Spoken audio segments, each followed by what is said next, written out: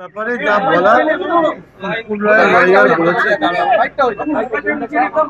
আগামী 28 August date করেছে মহামান্য আদালত। 28 তারিখ ডেট দিয়েছে। আমাদের আবার 28 তারিখ আসছে। যা বলার লয়ার আছে, লয়ার বলবে। ওদের পার্টি, ওদের মাঠ, ওরা কিভাবে কাটবে। পশ্চিমবাংলার ভাগ্যে প্রতিমন্ত্রী ছাড়া কিছু নেই। এটাই পশ্চিমবাংলার কপাল। কাজ 100 দিনের কাজের টাকাও পায় না, মন্ত্রীও পায় না, তারপরেও বড় বড় কথা বলে। লজ্জা হওয়া উচিত।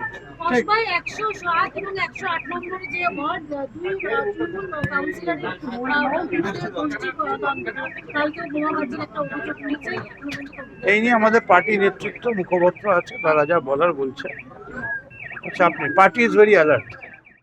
নারদা মামলায় হাজিরা দিলেন শোভন চট্টোপাধ্যায় এবং মদন মিত্র।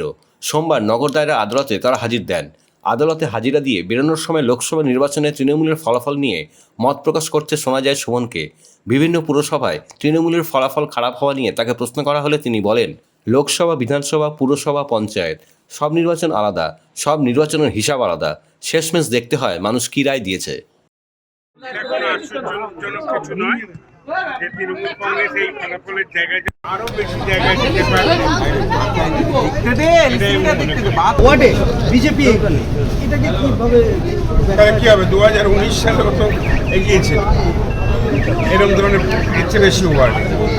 2021-এ কি হয়েছে, পরবর্তীতে কলকাতা কর্পোরেশন ইলেকশনে কি হয়েছে। কিন্তু যে কোনো নির্বাচনে মানুষের লোকসভা এক ধরনের চিন্তাধারা হয়, বিধানসভা এক ধরনের হয়, পৌরসভা, পঞ্চায়েত এক ধরনের হয়।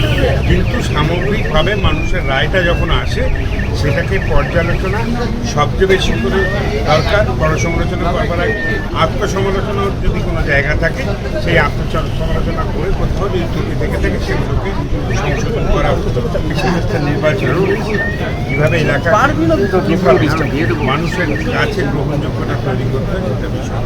আপনি তো বিজেপিতেও ছিলেন, বাংলায় বিজেপির কি ভুলটা হলো যেখানে এই ফলাফল?